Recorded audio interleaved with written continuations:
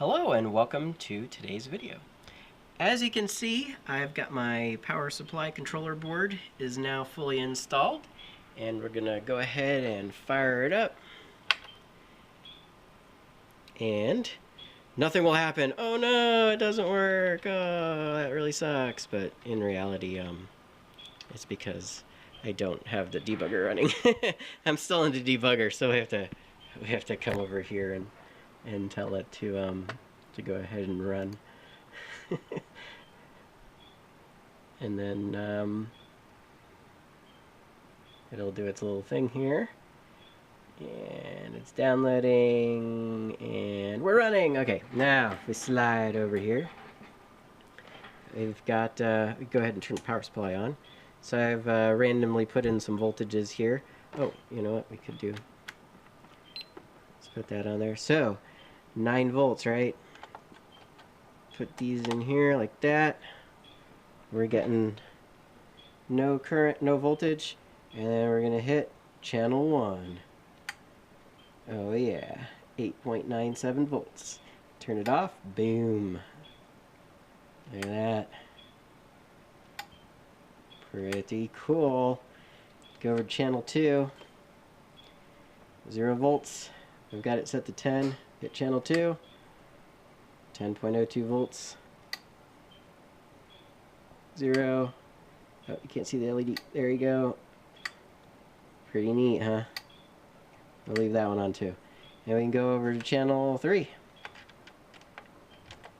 we can get in there. We'll switch this to channel 3. So I got it set to 5 volts. And we'll go ahead and flip it on. 4.97. I like it. Go ahead and go over to channel 4. 0 volts. Put this on here. Apparently I've got it set to 12. And then we can go ahead and hit the button. There you go. Or I guess 11.9. 11.9. Can adjust it. Whee! I like it.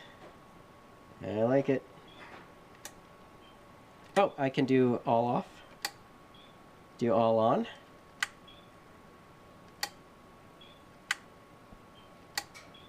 So that's cool. Let's see, if I just have 2 on, I can click that. That'll still turn them all off, and then all on. So if any one supply is on, we'll turn them all off if you hit the button. And then if you turn another one on, hit it again, it'll turn it off. So it's kind of like an emergency power off kind of a thing.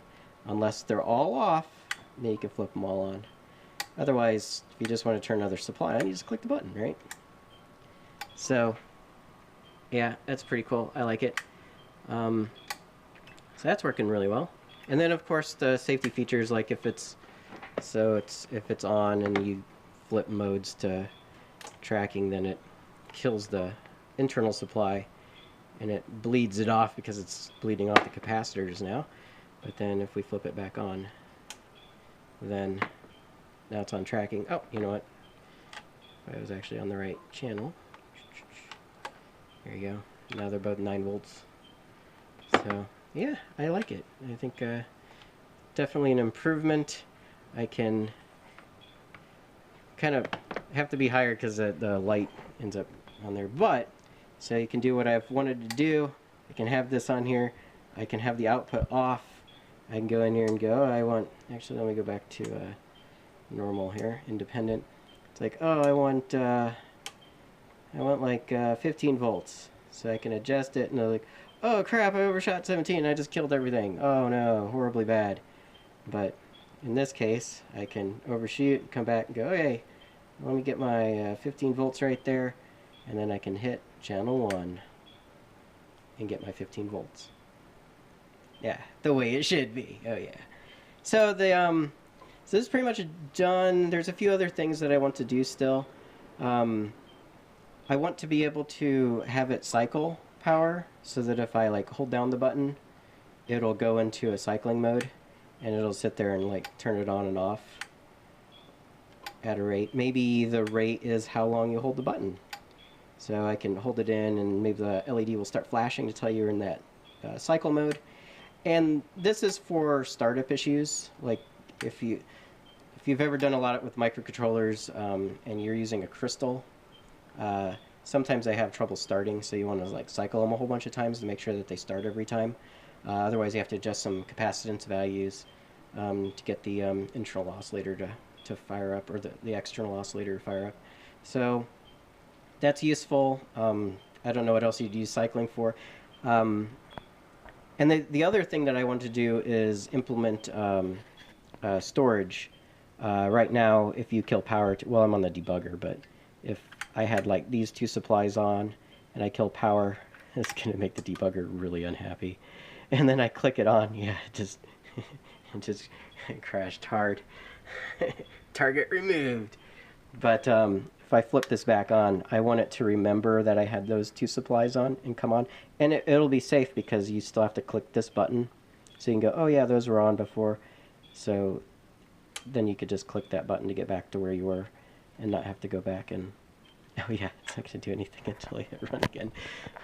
So I'll go ahead and let it program it again. But anyways, so yeah, I do want to do that, implement memory storage, and my little processor board in here actually has a voltage sense on it, and so because we're powering this wood off of 9 volts, and I got a 3.3 volt regulator, and I got a pretty beefy cap in there, I can detect, say, if the power supply drops below 8 volts, gives me about 8 volts down to about 4 volts or so to power the micro off of the capacitor, and I can trigger an interrupt when the power is going off, like if you killed power on here, and then I could go and store the current state of all the supplies in Flash. It should be up and running now, right? Yeah.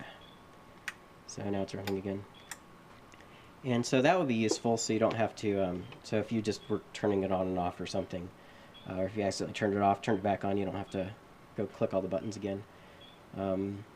So yeah, that'll be good. And I think that's it. The only other, oh yeah, I was about the USB port on the side. See how it's actually right here on the side, so I could have a hole on the on here to actually so you could get to it. I guess you could plug something in and route it to the front. Oh, you know what? Oh, that would have been okay. You know, it would have been really cool. Channel 3 is a 3 volt to 6.5 volt 3 amp supply. What would have been really cool is to put a full-size USB port on here, so that you could plug in USB devices and then cycle it and adjust the voltage and see. Oh, that would have been really cool, but I put a switch there. But actually, hold on. Now I think about it, there's not that much room because there's a bulkhead right there. Yeah, not sure it would work. I don't think it's deep enough, and it looks like there's a bulkhead right there. So, yeah, never mind. Forget I mentioned that. Actually, what I could do is make a little circuit board that has the banana plugs on it that plugs in and gives you a USB port. People have probably already made a circuit board that has a couple banana plugs that goes to a USB port, and then you could plug that in. That might be more useful, because then you could plug in different things. I'll have to see if that exists. If not, I could make one. But yeah, this is pretty cool. I like it. I think this is going to work really well. Yeah, so just a little bit of code, and yeah, anyways, thanks for watching. Bye.